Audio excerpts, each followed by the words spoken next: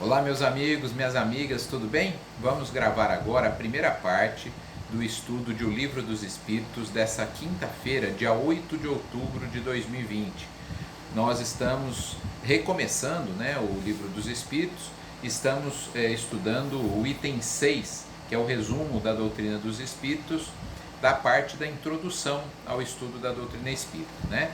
Então vamos lá ao item 6, que Kardec começa dizendo: os seres que se manifestam designam-se a si mesmo, como dissemos, pelo nome de espíritos ou gênios, e dizem alguns, pelo menos, que viveram como homens na terra, constituem o mundo espiritual, como nós constituímos durante a nossa vida o mundo corporal.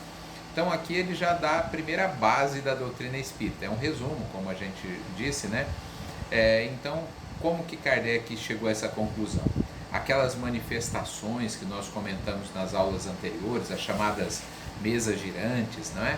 As mesas que respondiam através de uma pancada sim, duas pancadas não, depois as pancadas representavam letras do alfabeto, depois vieram mecanismos um pouco mais rápidos, como a psicografia, e esses espíritos, então, estes seres, quando perguntados quem eram eles, diziam que eram espíritos, ou gênios, que era uma palavra também usada naquela época.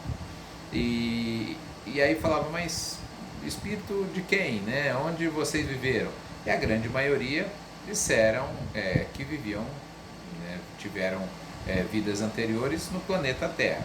Claro, alguns não responderam, outros podem até ter dito, aliás disseram, que tinham vivido também em outros planetas, mas a grande maioria eram ex-habitantes do planeta que tinham desencarnado.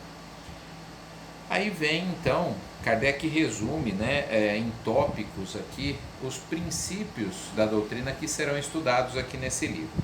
Olha lá: Deus é eterno, imutável, imaterial, único, todo-poderoso, soberanamente justo e bom. Nós vamos ter esses itens no capítulo 1, quando formos estudar Deus, então não vamos nos aprofundar tanto.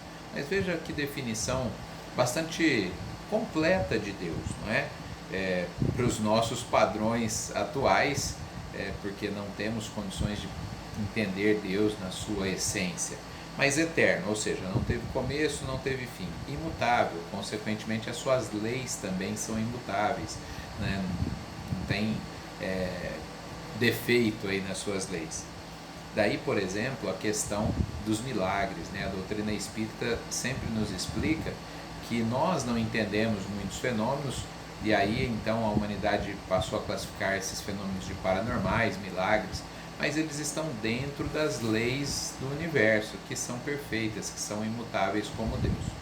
Imaterial, Deus não é um ser material como nós, porque senão estaria sujeito às vicissitudes da matéria, é único, e aí temos desde Moisés a crença no Deus único, todo-poderoso e soberanamente justo e bom.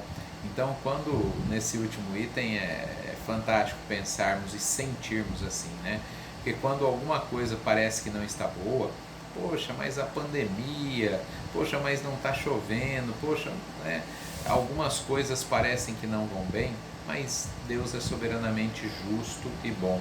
Nada que nos acontece não tem um propósito. Não necessariamente nós pedimos tudo aquilo que passamos, mas muitas coisas que não pedimos nós precisamos.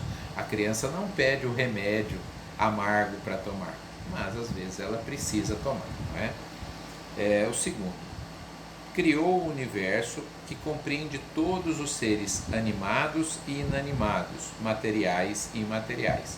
Então, o universo é uma criação divina, e aí vem aquela ideia de não há efeito inteligente sem uma causa inteligente. Aquela ideia de que uma explosão teria criado tudo ao acaso. Certa feita eu vi uma metáfora irônica, claro, sobre isso. Olha, coloque tinta, papéis e dentro de uma sala e provoque uma explosão para ver se sai lá um livro de filosofia. Não é tipo A tinta pode até manchar o papel ali, mas para que haja um efeito inteligente ali, um livro, claro que tem que haver uma causa inteligente. Então uma explosão pura e simples não causaria um universo com tantas forças inteligentes como nós temos. O terceiro, os seres materiais constituem um mundo visível ou corporal, e os seres imateriais um mundo invisível ou espírita, ou seja, dos espíritos. Então, o que nós já percebemos aqui? Os três elementos, né, que nós estudaremos: Deus, Espírito e Matéria. São todos princípios, né, nesse resumo aqui. O mundo espírita é um mundo normal, primitivo, eterno, pré-existente e sobrevivente a tudo. Por isso que muitas vezes é difícil compreender, mas os espíritos falam assim: a verdadeira vida é a vida do espírito, né? Somos espíritos temporariamente num corpo material, e não o contrário, né? Não somos... É muito interessante nós vermos as pessoas falarem assim: o meu espírito, o meu espírito. É uma frase equivocada, até entendemos isso, né? Às vezes nós próprios palestrantes espíritas podemos soltar uma frase desse tipo, mas ela não é doutrinariamente correta, porque não é o meu espírito, eu sou o espírito. Eu posso falar meu corpo, eu posso até falar meu perispírito, mas meu espírito não faz muito sentido, já que eu sou o espírito, não é? O mundo corporal é o outro item, né? O mundo corporal é secundário, poderia deixar de existir ou nunca ter existido sem alterar a essência do mundo espírita. Daí se dizer, como eu falei no item anterior, que o mundo espiritual é o verdadeiro mundo, a vida espiritual é a verdadeira vida. E aí nós temos que pensar, né, no quanta importância nós damos ao mundo material muitas vezes, relegando a segundo plano, 10º plano, as questões espirituais. Os espíritos revestem temporariamente um invólucro material e perecível, e sua destruição pela morte os devolve à liberdade. Então, por algum tempo, nós recebemos um corpo, podemos usar esse corpo por algum tempo, aí o corpo vai perecer, mas o espírito continua existindo, tendo sua individualidade, né, a sua vida. Então este é um outro item, um outro princípio aqui nesse resumo. Entre as diferentes espécies, de seres corporais, Deus escolheu a espécie humana para a encarnação dos espíritos que chegaram a um certo grau de desenvolvimento, o que lhe dá superioridade moral e intelectual ante os demais. Então, Deus escolheu, fica meio estranho, né? Parece que há privilégios, assim. Não é nesse sentido. Há uma evolução permanente, como nós veremos abaixo aqui. Então esses seres que chegaram a um grau de desenvolvimento têm condições de habitar um corpo, né, que é o corpo humano, e sim, pela sua inteligência, moralidade, controlar as outras espécies de alguma maneira. Nem sempre da melhor maneira possível, né? Eu me lembro de comentar com meus alunos o seguinte: qual é o maior predador da Terra? E normalmente, né, de todos os tempos, normalmente vem à cabeça o Tiranossauro Rex, né, que a gente tem lá no nosso imaginário. Mas o Tiranossauro Rex é fichinha perto do ser humano. Nós somos os maiores predadores do planeta, né? Quem mais matou animais, quem mais matou plantas, quem mais matou outros seres humanos, enfim, né? Quem mais destruiu a natureza.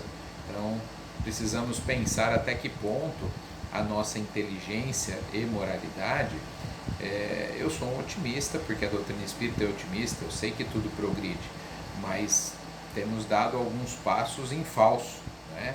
No fim, vamos aprender com esses passos em falso e vamos progredir, claro, mas não precisaríamos passar por isso.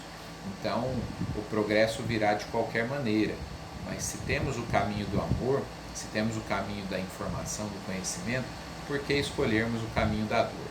Não é? A alma é um espírito encarnado e o corpo apenas o seu invólucro, né? O seu...